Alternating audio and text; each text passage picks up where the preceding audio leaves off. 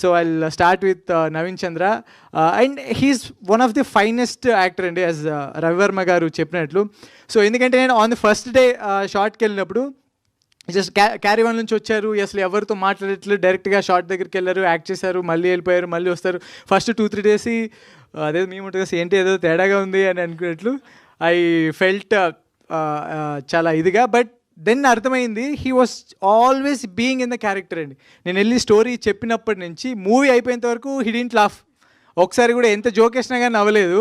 So always ఒక యాక్టర్కి being in the character, అది కూడా మా మూవీ మొత్తం ఒక సింగిల్ నైట్లోనే జరుగుతుందండి. సో ఆ కంటిన్యూటీ మెయింటైన్ చేయడం ఈజ్ వెరీ హార్డ్. సో అది తను అర్థం చేసుకొని ఎవ్రీ టైం టోటల్ షూట్ డేస్లో కూడా ఆ క్యారెక్టర్లోనే ఉంటున్నాను, ఎవరితోనూ మాట్లాడకుండా.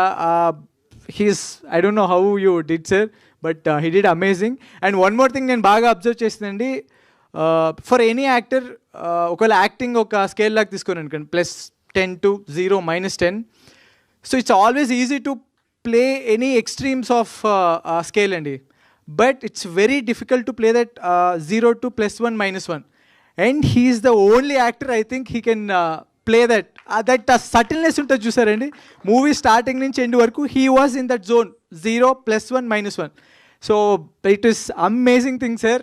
ఐ డోంట్ నో అది ఎందుకు ఇంతవరకు మనం స్క్రీన్స్లో నవీన్ చంద్ర గారిని అలా యూస్ చేసుకోలేదో అర్థం అవ్వలేదు, but I will use it sir.